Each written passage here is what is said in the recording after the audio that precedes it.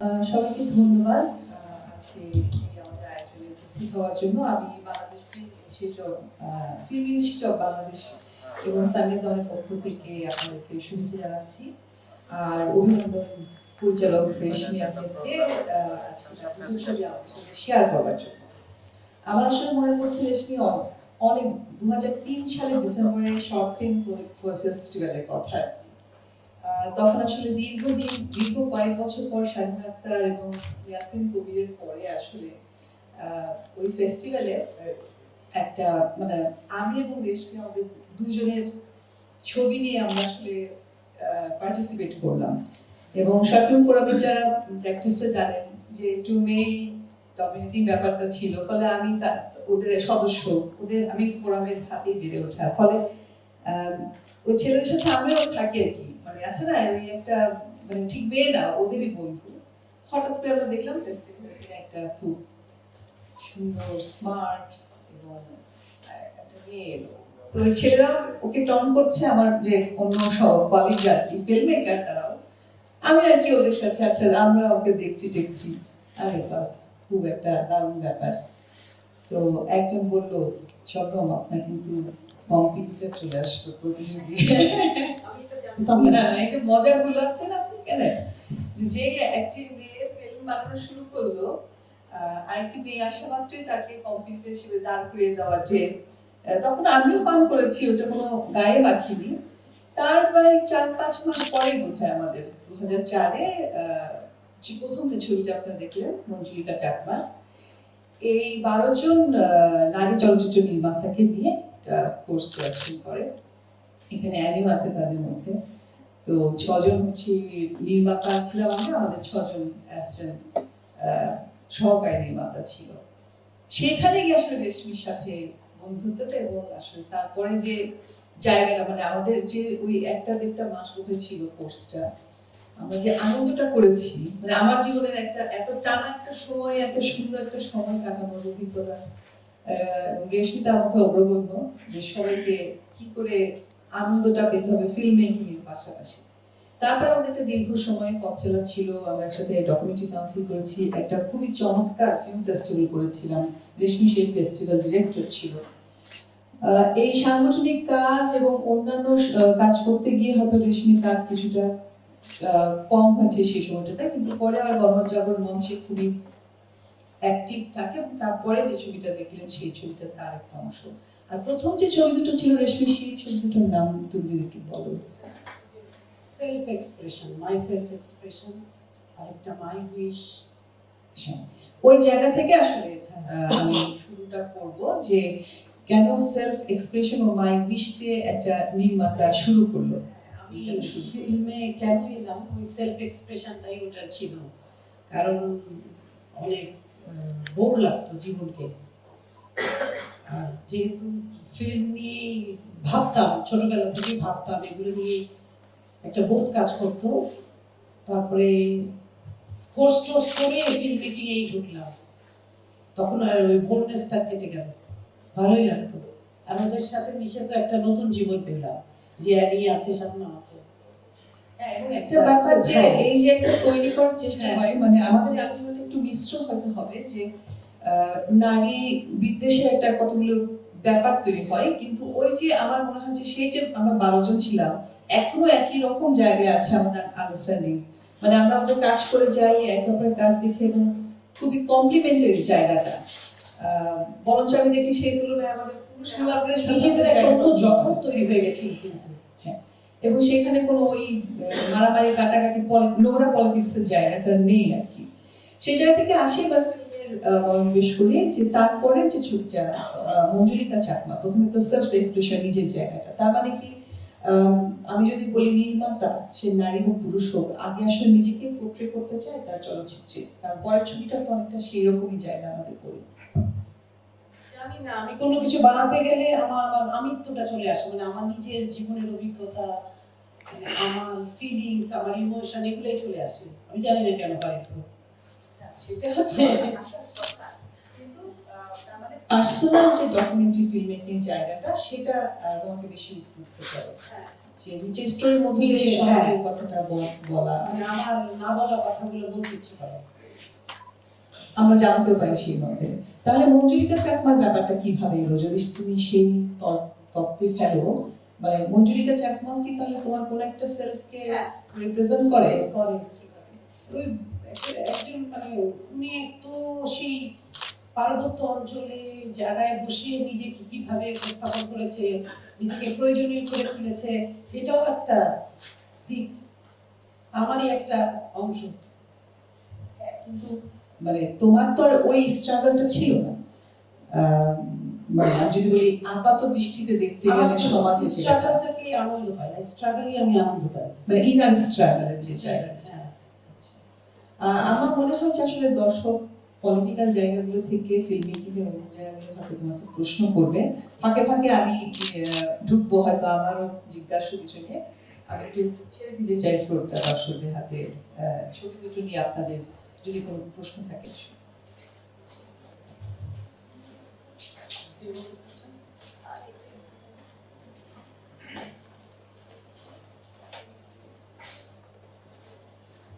ধন্যবাদ সবাইকে। রেশমিকে অনেক ধন্যবাদ খুব সুন্দর কাজ করার জন্য। প্রথম ফিল্ম সম্পর্কে আমি অ্যাপ্রিসিয়েশন করব, অসাধারণ একটা কাজ, বিষয়বস্তু এবং টেকনিক্যাল দিকগুলো এবং অত্যন্ত স্পিডি একটা সময় গেল, কোথাও ঝুলে না, মানে দেখতে ইচ্ছে করছে আর পরে কি হবে কি হবে। দ্বিতীয়টা অসাধারণ, কিন্তু এখানে আমার একটা প্রশ্ন আছে, সেটা হচ্ছে যে আপনার জীবন এবং মুক্তিযুদ্ধের সাথে আপনার ফ্যামিলির যে মুক্তিযুদ্ধের আইকন ফজলুর রহমান ফ্যান্টমাস, তার ম্যাটেরিয়াল আপনি ইউজ করলেন, তার নামটা কেন একবারও এলো না? অনেকের নামে এসছে, অথচ সেটা কি বা মানে কোনো গুরুচন্দ্রালী ভুল, বা তার ম্যাটেরিয়ালও এসেছে ক্যান্টারিয়ার সবচেয়ে বড় সিনিয়র মুক্তিযোদ্ধা তিনি একজন, এবং আপনি আশফাক সামাদের কথা বলেন, আশফাক সামাদকে উনি যখন ট্রেনিং শেষ করে পাসিং আউট করে তখন তার গায়ের কম্বল খুলে দিয়েছিলেন যে তুমি যাও। আপনি জানেন আমি কি বলতে চাচ্ছি, এটা কেন তার নামটা আসলো না? শাওন একজন মুক্তিযোদ্ধার সন্তান, থ্যাংক ইউ প্রশ্নটা করার জন্য। আসলে দুলাভাইকে হৃদয়ে ধারণ করি, আর ঠিক দুলাভাইয়ের সাবজেক্টটা আমি ওখানে আনিনি বলে বা ওনার নামটা উচ্চারণ করিনি বলে ওনার নামটা দেওয়া হয়নি, কিন্তু দুলাভাই তো আমাদের হৃদয়ে। ভবিষ্যতে ওনাকে নিয়ে আমার একটা বিশাল কাজ করার একটা পরিকল্পনা আছে, আমি অলরেডি কিছু মেটেরিয়াল জমা করেছি, শুটিংও কিছু করে রেখেছি, ভবিষ্যতে করব, শুধু ওনাকে নিয়েই করব। ধন্যবাদ। আর একটা কথা না বললেই না, এটাও বাদ গেছে যে বঙ্গবন্ধু মারা যাওয়ার নির্মমভাবে হত্যা করার পরে আমার বাবা খুব ঘনিষ্ঠ সহচর ছিলেন বঙ্গবন্ধু সবসময়। ছবিতে যেখানে আমার নানাকে দেখা গেছে, সে আব্বার বিয়ের ছবি, ওই সময় 70-এ বঙ্গবন্ধু এসেছিলেন, তাজুদ্দিন সাহেব এসেছিলেন, সবাই এসেছিলেন তখন। তখন বঙ্গবন্ধু মারা যাওয়ার পরে আমার বাবা বাসায় থাকতে পারতেন না, মোস্ট ওয়ান্টেডের মধ্যে ছিলেন আরো অনেকে, এবং এই যে আমার নানু, আব্বা নানুর বাসায় লুকিয়ে থাকতেন। এটার জন্য নানা জানলায় লোহার জাল লাগিয়েছিলেন, এবং আব্বা দীর্ঘদিন বাসায় ফিরতে পারেননি, এবং নানুর কাছে আমরা কৃতজ্ঞ এই কারণে। তো এই বিষয়টা বাদ গেছে যে রেশমির ফ্যামিলি কিভাবে মুক্তিযোদ্ধাদের পরবর্তীতেও কিভাবে সাহায্য করেছে সেই বিষয়টা। এগুলো আমার সব স্মৃতি, এগুলো থেকে উদ্বুদ্ধ হয়েই আমি এরকম একটা ফিল্ম বানাতে পেরেছি। ধন্যবাদ। একটা জায়গা আসে হয়তো অনেকে বলবেন যে পরের যে ছবিটা কি আমার প্রতিভা, এটা তো অনেক বেশি ফিল্ম অ্যাক্টিভিস্টের জায়গা থেকে, অ্যাক্টিভিজমের জায়গা থেকে যে ডকুমেন্টারি হয়, কিন্তু সেটা কি একটু বেশি বায়াস? মানে আমি যদি দর্শক হিসেবে প্রশ্ন রাখি যে নাকি এটা আমার দেখা ইতিহাস, মাই পারসেপশন অফ হিস্ট্রি আমি দিয়েছিলাম, মানে আমি যেভাবে দেখি, এটা আমি বায়াস বলতে পারেন, আমি বায়াস। ফিল্মমেকার তো একটা বায়াসনেস থাকে, মানে ফিল্মমেকার একটা জিনিস তুলে ধরে, সেখানে বোঝা যায় তার চোখটা তার গতিটা কন্টিনিউ থাকছে, কিন্তু এই যে ডিরেক্ট একদম বলা সেই জায়গাটা ধরে যদি মানে আমি যেভাবে ইতিহাসকে দেখেছি এভাবেই। হ্যাঁ, যে কোনো প্রশ্ন আছে?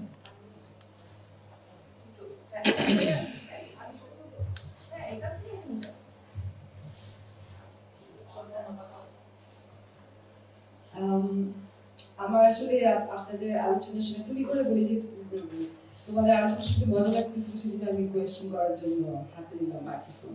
রেশমির উত্তর শুনে মনে হচ্ছে ফিল্ম মেকিং খুবই ইজি এবং খুবই একটা মজার ব্যাপার।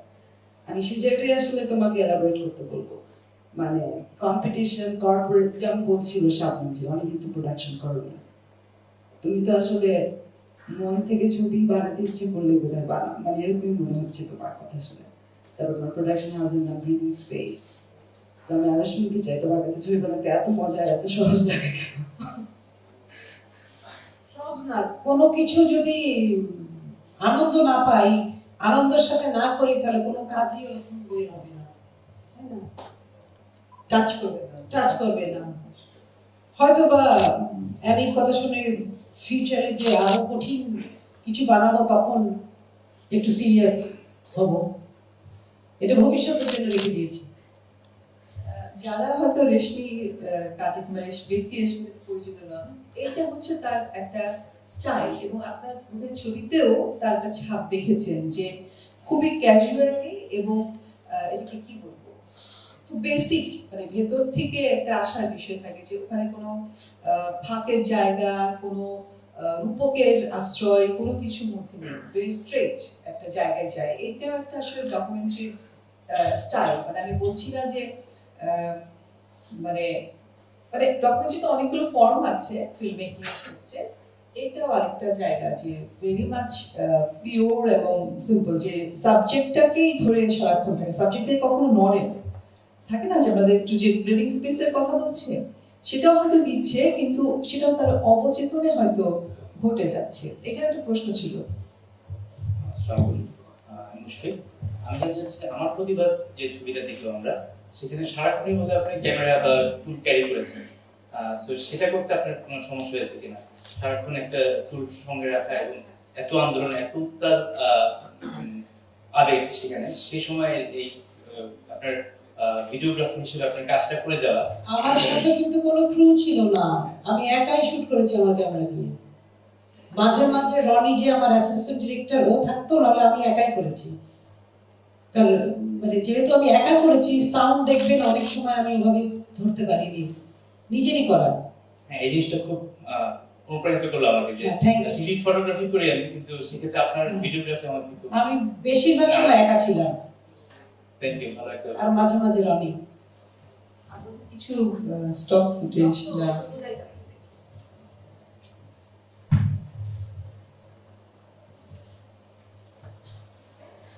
আমার নাম অরুণাভ। আপনার ডকুমেন্টারির মাধ্যমে আমি জানতে পারলাম যে আপনি আপনার জীবনের একটা সময় সৌদি আরবে কাটিয়েছেন।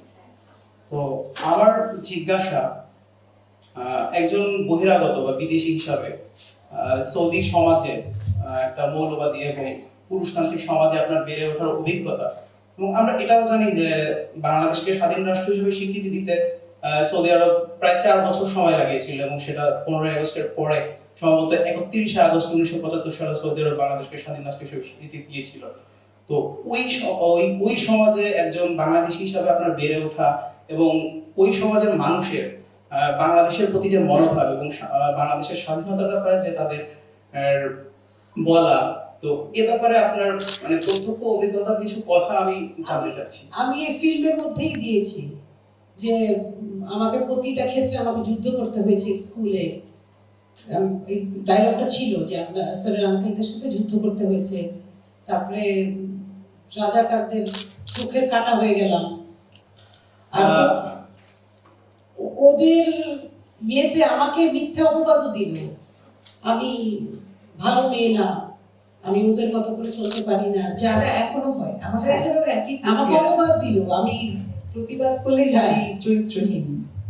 ইভেন আমার যখন মানে বিয়ে ঠিক হলো, ওই রাজাকাররা আমার শ্বশুর বাড়িতে খবর পাঠালো যে আমি ভালো মেয়ে না, মানে এই ধরনের প্রবলেম আমাকে ফেস করতে হয়েছিল। মানে সে আমার বিরাট সেই চ্যালেঞ্জটা তো আমার ওখানেই শুরু হলো। মানে ওগুলি তো লম্বা লম্বা হিস্ট্রি, আমি আর কিছু বলার নাই আমার। আরো যদি একটু স্পেসিফিক করি যে সৌদি আরবের যে প্রথাগত যে সমাজ, ওই সমাজের যারা মানুষ যারা বাঙালি না, আপনি যদি তাদের কথা একটু বলতেন যে তাদের মনোভাব বাংলাদেশ সম্পর্কে, তাদের মনোভাব বাংলাদেশের স্বাধীনতা নিয়ে তাদের মনোভাব, মানে এটা আমার খুব জানতে ইচ্ছা করতেছে আপনার কাছ থেকে। বা তাদের যে বলা, তারা বাংলাদেশ নিয়ে কি চিন্তা করে বা বাংলাদেশের স্বাধীনতা নিয়ে তাদের মতামত। তারা তো ওরা নন বাংলাদেশিরা তো জানেই না মনে হয় বাংলাদেশের কথা ওরকম। মানে পলিটিক্যালি অ্যাওয়ার না সাধারণ সৌদি মানুষ। আমাদের এখানে যেমন প্রত্যেকের ভীষণ ভেরি মাচ পলিটিক্যাল আর কি। আমি একটা প্রশ্ন করতে চাই, যেখানে খালাম্মা আছে, মানে রেশমি মা, যিনি এখানে একজন প্রোটাগনিস্ট আর কি ছবিতে, উনি যদি কিছু শেয়ার করেন, মানে নিজেকেও তো পর্দায় দেখছিলেন এবং নিশ্চয়ই সেই সময়টার মধ্যে জার্নি করছিলেন, এবং এখন যে আবার একটা সিচুয়েশন হয়েছে বাংলাদেশে গণজাগরণ মঞ্চের কালো লাইন, একটা অদ্ভুত একটা বোধহয় রাজনৈতিক একটা টার্মলের মধ্যে আমরা যাচ্ছি, যে আসলে কেউই গলা খুলে কথা বলতে যাচ্ছে না এবং কাউকে আসলে চেনা যাচ্ছে না, যে কে আসলে কোন দলে বিলং করে, কার হয়ে কখন কথা বলছে। খুব একটা গিরগিটির সময় লাগে আর কি। মানে এই সময়টা আমার কাছে আরো ভয়ঙ্কর লাগে রেশমি, যে মানুষ তো প্রকাশ্যে কিছু বলছে না, যেটা বলছে সেটাও তার মনের কথা কিনা সেটাও বোঝা যাচ্ছে না। আমি তো বুঝতে পারছি না আমি কি উত্তর দেব, কিন্তু ওখানে কথা কিছু বলতে পারি আমি, যেটা অভিজ্ঞতা। আমি রেশমিও বলেছি এবং আমি আমার কথা বলে বলেছি যে ওখানে যে এক পরিস্থিতি যে বললাম, রাজাকারের ভিতরে বললাম, এবং আমাকে এতভাবে তারা প্রভাবিত করতে চেয়েছে কিছু, আপনি শুধু কথা বলবেন না, শুধু একটা মিটিংয়ে বসে থাকবেন। তারপরে ওরাই যারা গল্প করতো কোন মোড়ে কোথায় কোথায় বাংলাদেশি কাদের কোন কোন মানে মুক্তিযোদ্ধাদের তারা মানে শেষ করতে চেয়েছে, এই সমস্ত কথা। তা আমার তো মনে অনেক কষ্ট লাগতো। ওরা বলতো যে জয়েন করুন, আল্লাহ রসুলের কথা তো, আমরা তো আল্লাহকে দিয়েই থাকি, এটা আল্লাহরই কথা। ইভেন অ্যাম্বাসেডার যে ছিলেন উনি আমার সাথে আমার পরিচয় ছিল, অ্যাম্বাসেডার ওয়াইফ ছিলেন। তো তারা ওই রাজাকারদেরই মানে সাপোর্টার ছিল, আমাদের বাংলাদেশিদের সাপোর্টার ছিল না। তারা কোনো সময় থাকে, উনি জিজ্ঞেস করেছেন কথাটা, তারা যেহেতু উনি বাংলাদেশে ছিলেন অ্যাম্বাসেডার হয়ে, ওনার ওয়াইফও মহিলাদের সাথে কথাবার্তা মানে আলোচনা করতেন, কিন্তু তারা আমাদের সাপোর্ট করতেন না, পছন্দ করতেন না আমাদেরকে। কারণ তাদের মনের মধ্যে ঢুকিয়ে দেওয়া হয়েছে যে আমরা বিরোধী, তারা যে ইজিম নিয়ে চলে সেই ইজিমের আমরা বিরোধী, সৃষ্টিকর্তার বিরোধী আমরা। এবং আসলে তো তা না, না তাই নাকি, ধর্মের সাথে তো রাজনীতির একটা সেই আর কি। হ্যাঁ, মানে আসলে মানে যেটা দেখছি যে মানে এই ছবিটা দেখতে গিয়ে একটা মনে হলো যে জন্মে দেখি স্বদেশ ভূমি, যে বাংলাদেশটা আসলে কখনোই মানে যুদ্ধ হয়ে গেলে এত রক্ত হয়, তারপরেও তার জায়গাটা মাটির তলে এখনো 50 বছর হতে যাচ্ছে। হ্যাঁ, ওই স্কুলে যেমন দেখলাম রেশমির সব কিছুই মানে আমি নিজেই মানে আমি নিজেও হচ্ছে আমার মেয়ে এত কিভাবে এগিয়ে গেল স্কুলে, সে ছোট আর স্কুলে পড়ে, তখন সে ম্যাট্রিকও পাস করে নাই তখন সে সময়। তখন ও সমস্ত অর্গানাইজ করলো, এই যত কিছু দেখলেন দু একটা ইয়ে সব রেশমির ভিতর থেকে আসা, ওকে কেউ শেখায়নি, ওকে কেউ বুঝায়নি, এইটাই আমি নিজেই অবাক হচ্ছি। সে বয়ানটা ছবিটা আছে যে ছোটবেলা থেকে কেন প্রতিবাদ করতে পারেনি, কোথায় কোথায় হ্যাঁ, আঘাত পেয়েছে, এবং যত নাটকগুলো করেছে ওখানে স্বাধীনতা মুক্তিযুদ্ধের উপরেই করেছে, কিন্তু কিভাবে ওর ভিতরে আসে, তখন কিন্তু অনেক ছোট, সে ছোটবেলা থেকেই গেল। সবাই অবাক হতো, সবাই রেসপি করতে, স্কুলে টিচাররা আর যারা ছিল বলে দিল যে ও যে পরিস্থিতিতে পড়েছিল যে ওখানে। এই আর কি, অনেক কথা মনে থাকে, ব্যক্ত করা যায় না সবকিছু। রেশমি কি তার পলিটিক্যাল ভিউজ গুলো আসলে নেক্সট ফিল্মে ব্যক্ত করবে, মানে নেক্সট ছবিগুলো কি রাজনৈতিক ছবি হবে কিনা আর কি? যখন যেটা মাথায় আসে তখনই করবো, মানে স্পেসিফিক এটা করবো কিনা এখনো ঠিক না, ভাববো। এই তো, ধন্যবাদ। আরো প্রশ্ন আছে কিনা? একটা প্রশ্ন। হ্যাঁ, আপনার মাথায় এখন কি আছে? এখন আপনার মাথায় কি আছে? মানে আপনার যখন যেটা মাথায় আসে তখন তো সেটা বানান। মানে আমি জানতে চাচ্ছি যে এখন আপনার মাথায় কি আছে? এই মুহূর্তে কিছু নাই মাথায়। আমি সামনে কিছু পাচ্ছি না। মানে হবে, কারণ আমি ফিল্ড থেকে বেশ কয়েক বছর একটু দূরে ছিলাম।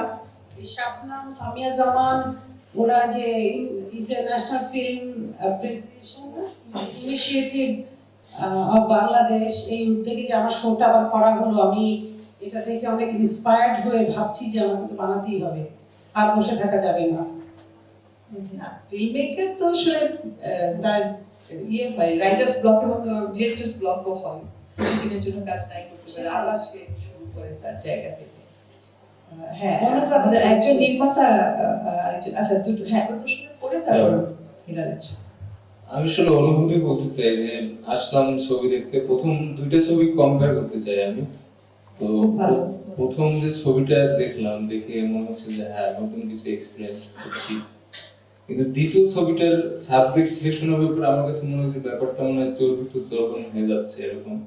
মানে এগুলা মানে নর্মালি আমরা যেটা হওয়া উচিত সেই জিনিসগুলো, এবং আপনার ছবি নির্মাণের ক্ষেত্রে মনে হচ্ছে আপনি অনেকটা, মানে আমার কাছে মনে হচ্ছে যে অনেক ফাঁকিবাজি করছেন, যেমন অনেক স্টিল ব্যবহার করছেন, তারপরে অনেক স্টিল আমার কাছে মনে হচ্ছে নন ডাইজেটিক, যেমন সত্যজিৎ রায়ের সাথে ছবি দেখলাম একটা বঙ্গবন্ধু, তো এরপরে মনে হচ্ছে এটা জাস্ট আমার কাছে ফিল্মি ব্যাপারটা মনে হয় না, আমি নিউজ তো একটা ফিল্মি মানুষ, তো আমি সত্যজিৎ রায়ের বঙ্গবন্ধু ছবি দেবো না?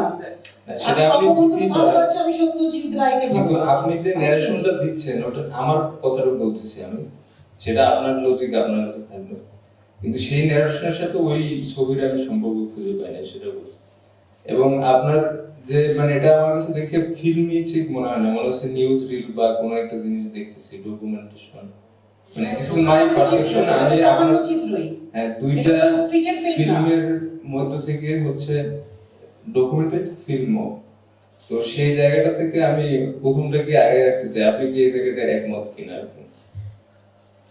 একমত না, আমি আমার মতো ফিল্ম বানিয়েছি।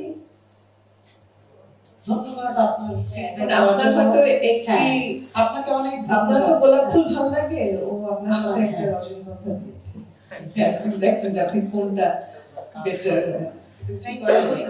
একই আমরা এই জন্য দুটো ছবি কি কম্বিনেশন করেছি আসলে, কারণ হচ্ছে যে আর তাহলে আমরা আলোচনায় বসেছি আপনাদের কথা শোনার জন্য। হ্যাঁ, বরঞ্চ রিয়াকশনটা তাহলে আরো ভালো হয় আসলে, যে কার কি রিয়াকশনটা হলো। যদি সেটা না থাকে তাহলে হিলালের প্রশ্ন নিতে চাই, নির্মাতা সাইফুল আহমেদ হিলাল। রেশমি আগামীতে যে কাজ করবে এটা নিয়ে রেশমির সাথে আমার ওই দিন একটু কথা হয়েছিল তার সাথে। আমি চাইবো অনেকদিন পরে রেশমি আমার ক্যামেরা তুলে নেবে এবং সে খুব পুরোদস্তের কাজে নিয়োগ করবে। আর রেশমির জীবনের যে গল্পটা আমরা পাই আমার প্রতিবাদে, আসলে রেশমি একটু ফাঁকিবাজি করছে। রেশমি মানে ও অনেক বেশি বাংলাদেশের এই মুক্তিযুদ্ধ স্বাধীনতা খালাম্মা যেটা বললেন, ও অনেক অনেক বেশি কিছু পার করছে। ওই ছবিটা তুমি আনতে পারো না, আবার তোমার আনা উচিত ছিল, কারণ বাংলাদেশের মানুষের একটু জানা দরকার। আমরা তো মানে ধরো 80 পরের 90 পরে যে ছেলেমেয়েরা বড় হয়েছে এরা একটু বুঝবে না, তোমরা যেগুলোর ভিতর দিয়ে গেছো, তো এই জিনিসটা আর একটু কষ্ট করা উচিত ছিল তোমার। এখনো পারেন, হ্যাঁ, এখন এডিট করতে পারেন, কিন্তু ঠিক আছে, এটা হয়েছে। তুমি আগামী ছবিটা খুব ভালো করে করো এবং এটা করা উচিত। আমাদের রেশমি আবার ছবি ক্যামেরা তুলে নেবে, কারণ রেশমির সাথে একসাথে আমরা এক ট্রাকে ক্যামেরা নিয়ে দাঁড়াইছিলাম। ওই স্মৃতিগুলি খুব ভালো স্মৃতি, এবং আগামীতে নিশ্চয়ই একটা বড় কাজ করলে ওইটাতেও পাশে থাকবে। Thank you. ওই সময় ফিল্ম মানে গণজাগরণ মঞ্চের, অনেকে হয়তো জানেন এখানে গণজাগরণ মঞ্চের আন্দোলনের সময় 8টা ছবি হয়েছিল না, মানে হয়েছিল যে সাগরের 10টা, এটা কিন্তু একটা ব্যাপার যে মুক্তিযুদ্ধ নিয়ে হয়তো অনেক ছবি আছে, আমি মনে করি এখনো এরাফ না হয়তো বাংলাদেশে অনেকেই সেটা মনে করেন, কিন্তু একটা ঘটনা যে ক্রিয়েটিভ করে আর কি, মানে উদ্বুদ্ধ করে যায়। হ্যাঁ, আরেকটা কথা, আমরা তখন ছিল কি, আমরা প্ল্যান করছি যে এটা এত বড় একটা মুভমেন্ট হচ্ছে, আর এটা খুবই বাংলাদেশের মানে one of the biggest movement, documented movement. এই ক্যামেরা, সবাই ক্যামেরা নিয়ে নেমে পড়ছে। এখন তখন আমরা ভাবছি যে আমরা জানি না যে এই গণজাগরণের এই জায়গাটাতেই এটা থাকবে, আর কি হবে না হবে, আমরা কিছু জানতাম না, এবং বাড়িতেও ফিরতাম না। আমরা এই বাড়িতে থাকতাম, ওই বাড়িতে থাকতাম, আমাদের কাছে মনে হয়েছিল পিছনে কেউ মারা করে, কেউ খুব মারা শুরু হয়ে গেছে। তখন তা আমাদের কাছে মনে হয়েছিল যে আবার কিছু লেগে যাবে, কি এরকম আমরা এরকম ভাবে দেখছি ব্যাপারটা। এবং তখন আমাদের কাছে মনে হয়েছে যে আমাদের ছবি তৈরি করা উচিত, আমরা যেটা পারি।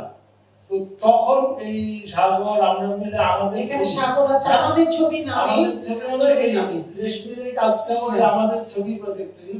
আমার একটা কাজ, সাগরের একটা কাজ আমরা করেছি ওই আন্দোলনের সময় তৈরি করা ছবিগুলো, আমাদের অতীত প্রতি যা অন্য। তো এরপরের কাজ রেশমি অনেক মানে ফাটাফাটি একটা কাজ দিলে আমরা খুবই আশা নিয়ে বসে আছি। আর তোমার এই সৌদি আরবের জীবনের বা ওই সময়কার ইভেন ওই গুলাবের ইয়ে নিয়েও তুমি একটা বড় কাজ করবো, ওটারও আশা আছে। মানে আমার এত বাজে অভিজ্ঞতা, আমি এগুলো না ভুলে হ্যাঁ, যাচ্ছি, হ্যাঁ, হ্যাঁ। ভুলতে চাই আমি। না, আরেকটা বিষয় মনে করি রেশমি মধ্যে যেটা আছে, মানে আমি মনে করি যে ফিল্ম মেকার হিসেবে এটাকে খুবই কাজে লাগানো দরকার। সেটা হচ্ছে যে রেশমির একটা ব্যাপার আছে যে সে একটা সোসাইটিতে বিলং করে ক্লাসে, কিন্তু আর সব ক্লাসকে দেখা।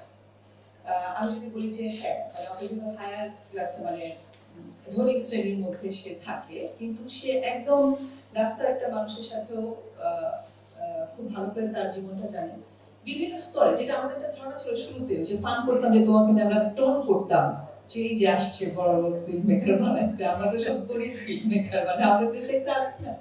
কিন্তু আমরা নেশা করে দিলাম যে না, রেশমি টোটালি সেই জায়গাটা নাই, মানে সে আসলে সবাই। এবং আমার একটা ডকুমেন্টারি রেশমি একটা প্রশ্ন রেখেছিল, আমি আসলে কোন ক্লাস, আমি আসলে কোন ক্লাস বিলং করি, কারণ আমি ওর সাথেও মিশি, ওর মতো করেও ভাবি, এর মতো করে খাই, তাহলে আমার ক্লাস কোনটা। মানে আমার মনে হয় এই জায়গায় রেশমির, মানে আমাদের সবার কিন্তু সেই এক্সেসটা নাই, কিন্তু ওর আছে। মানে ডিফারেন্ট, মানে ইন্টারেস্টিং কিছু কাজ মনে হয় করতে পারো, অনেক কিছু জানে রেশমি, সমাজের দলের অনেক খবর আমাদের তার কাছে আছে, ফিল্ম এবার বানাতেই হবে, আমরা থাকতে হবে। এমনি আমাদের আলোচনার পর চা নাস্তার ব্যবস্থা আছে, তখনও আপনারা আলোচনা করতে পারেন, কিন্তু আমি আরো দুটো হাত দিচ্ছি ওই ইয়াং ফিল্ম মেকার্স। হ্যাঁ, ইয়াং ফিল্ম মেকার্সদের কাছে প্রশ্ন চাইতে।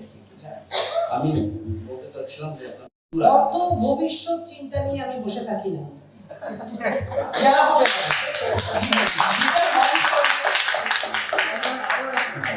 হ্যাঁ, যেটা হবে হবে, দেখা যাবে। আরেকটা প্রশ্ন ছিল। আমি আজকে প্রথম আপনার সিনেমা দেখলাম।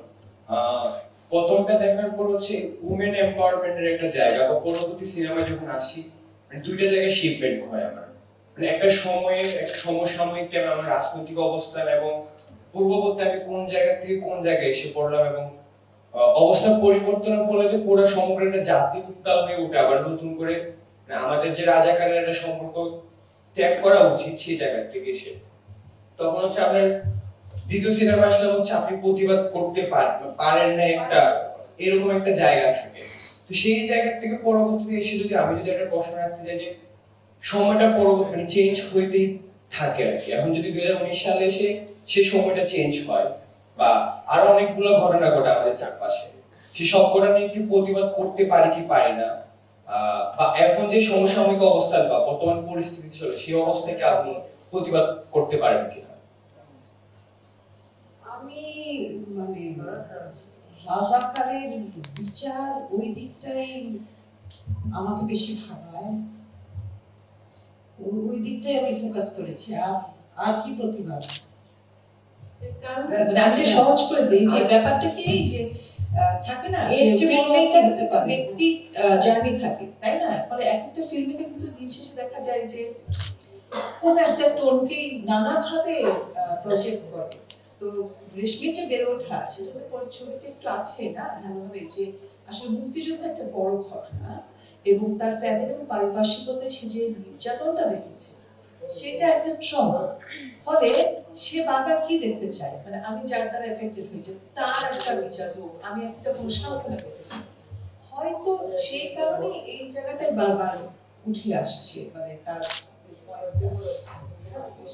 যদি বলে যে সেক্ষেত্রে এজ এ ফিল্ম মেকার হিসেবে আপনি যখন হচ্ছে কোন একটা সাবজেক্টকে, অনেকগুলো সাবজেক্ট থেকে একটা সাবজেক্টকে প্রথম দিকে নিয়ে আসেন, আমি এই সাবজেক্টটা ধরে কাজ করব, তো তাহলে কি আপনি সেই সাবজেক্টিভ জায়গা থেকে আপনি নিজের যে এক্সপেরিয়েন্সটা আছে শুরু থেকে শেষ পর্যন্ত আপনি ওই ঘটনার মধ্যে ছিলেন, আপনার সাথে বা আপনি প্রত্যক্ষ করেছেন প্রত্যেকটা ঘটনা, সেই এই মানে সাবজেক্ট ডিসিশন করার ক্ষেত্রে বা কোন সাবজেক্ট নিয়ে কাজ করবেন এই ক্ষেত্রে হচ্ছে আপনি কোন দিক মানে কিভাবে হচ্ছে সাবজেক্টটা নির্বাচন করেন যদি আসলে আমরা ক্রিয়েটিভ লোক তো, মানে ওভাবে ফোকাস করে ইয়ে করি না, আমাদের মাথায় যখন যেটা আসে তখন আমরা ওটাই করে ফেলি। ওই প্ল্যান করে অঙ্ক করে তো আর ফিল্ম মেকিং হয় না, বুঝাতে পারলাম? কথা বলতে হচ্ছে যে যে যে বিষয়টা নিয়ে কথা বলছো যে অনেকগুলি ঘটনা, হ্যাঁ, কিন্তু একটা ঘটনা বলতে যে এই কেন ফোকাস করো, তখন ওই ঘটনার পেছনে কেন ছোট, সেটাই কেন ওটাই মাথায় আসে, চিন্তায় আসে, ভাবনায় আসে, বার্নিং প্যাশন ফ্যাক্টর আসলে। শেষ করতে হবে আমাদের। জি, আমি মাহবুব আমি বক্তার কথা জের ধরে বলছি, যেটা হলো যেহেতু আপনি ওই একটা স্টেজে প্রতিবাদ করতে পারছেন আর কি, সেটা গণজাগরণ মঞ্চে এসে বলছেন যে আমি এখন প্রতিবাদ করতে পারছি, তো প্রতিবাদটা এখন সংকট ছিল বলে ওটা সংকটের প্রতিবাদ করতে পারেনি বা সমস্যা ছিল। তো এখন যে আমাদের সোশ্যাল ক্রাইসিস বা সংকট, নানা ধরনের সংকট কিন্তু এখনো চলছে, পলিটিক্যাল না হলে সোশ্যাল ক্রাইসিস কিন্তু নানান ভাবে চলছে। সোশ্যাল ক্রাইসিস আর যুদ্ধাপরাধের বিচার, না না সেটা তো আমরা করব, আপনি সেই প্রতিবাদটা আপনি করতে পারেননি, সেই প্রতিবাদটা আপনি করতে পারেননি বলে আপনার ভিতরে যে প্রতিবাদী চেতনা ছিল সেটা আপনার বিকাশ ঘটে গণজাগরণ মঞ্চে এসে আপনি প্রতিবাদটা করতে পেরেছেন। এখন আপনি প্রতিবাদী, আমরা ধরে নিব যে রেশমা আহমেদ এখন প্রতিবাদী। এখন যে সংকটগুলি সেই প্রতিবাদটা আপনি কিভাবে করবেন সেটা আমাদের ওর জিজ্ঞাসা। আমি আপনাকে একটু আগে বলেছি যে মহান ৭১ আর এখনকার ক্রাইসিস ওগুলোর সাথে কোনো কিছু কম্পেয়ার হয় না, সেটা ঠিকই আছে না, আমরা বলছি যে এইটা তো স্টেপ বাই স্টেপ চেঞ্জ হয়, ফর্ম চেঞ্জ হয়। এখন যেমন একেবারে যুদ্ধকালীন সময় যে ফর্মে ছিল, আপনার এই গণজাগরণ মঞ্চে কিন্তু আরেকটা ফর্মে ছিল।